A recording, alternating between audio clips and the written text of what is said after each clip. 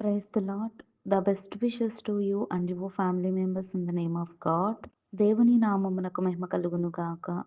దేవుని నామం పేరట మీకును మీ కుటుంబ సభ్యులకును శుభాభివందనములు.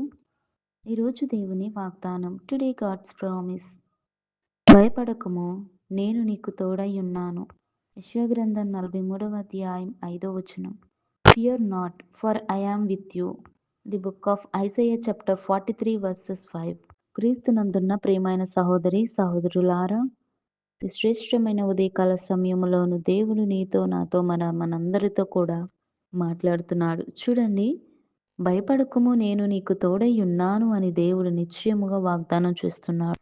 చూడండి, మనిషి యొక్క జీవితంలో సాధారణంగా అనేక భయాందోళనలతో భయపడుతూ జీవిస్తూ ఉంటారు.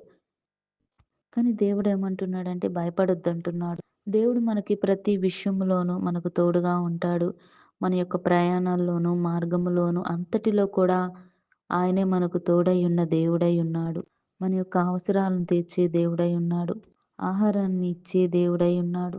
మనకు ఏది అవసరమో దేవునికి ముందే తెలుసు. ఎందుకంటే దేవుడు మనకు తగిన సమయంలో అది మనకు అనుగ్రహిస్తాడు. కనుక భయపడవద్దు. మనకి ఏది అవసరమైనదో దేవుడికి తెలుసు కాబట్టి ఆయనే మనకు తోడై ఉన్నాడని నమ్మి విశ్వాసించి ఆయన కృపగల హస్తాల ద్వారా మనమందరము భద్రంగా ఉండాలని ప్రతినిత్యం దేవునిని ఆరాధిస్తూ, స్తుతిస్తూ, దేవుని యందు భయభక్తులు కలిగి మన యొక్క ఆత్మీయ జీవితాన్ని కాపాడుకుంటూ, లోకానికి దూరంగా ఉంటూ, దేవుని సంబంధి వలె దేవునికి దగ్గరగా ఉండాలని కోరుకుంటూ, దేవుడి వాక్యమును దీవించునుగాక.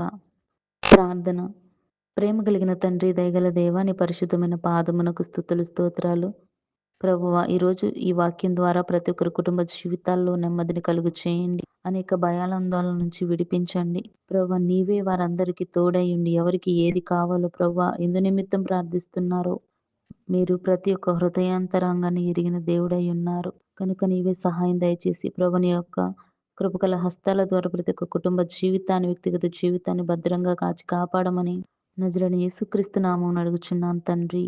ఆమేన్.